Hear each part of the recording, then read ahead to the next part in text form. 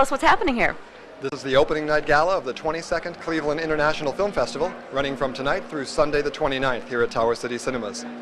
So what do you have going on tonight? Tonight's the big gala opening. We're really excited about having the world premiere of A Fish in the Bathtub, a new romantic comedy by Joan Micklin Silver, which stars Anne Meara and Jerry Stiller, all of which kicks off 10 days of 75 feature films, 100 shorts from 36 countries. It's a big program.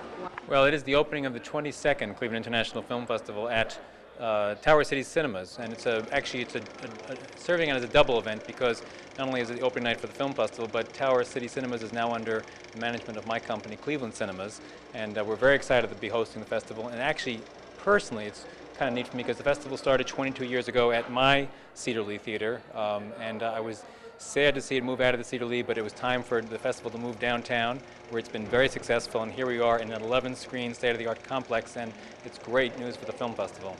So it's back sort of under the same roof in which it started, which is a wonderful thing.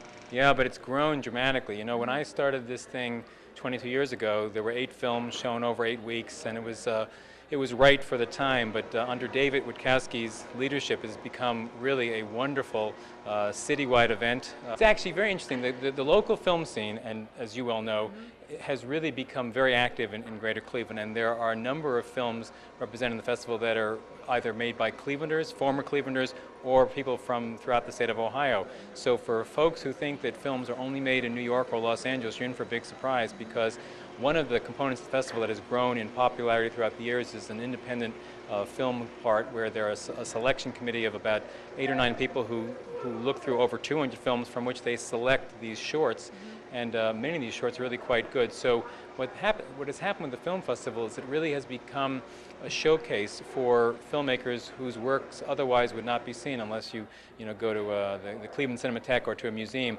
But now here, before a large public audience, these filmmakers can have their work shown. Just speaking of a Cleveland connection, the film tonight, the director-producers were Clevelanders years and years and years ago. They're former Clevelanders, and actually both filmmakers of some rather nice reputations. Joan Micklin Silver directed tonight's film. It's produced by her husband, Rayfield Silver. Both have been guests of the festival in previous years.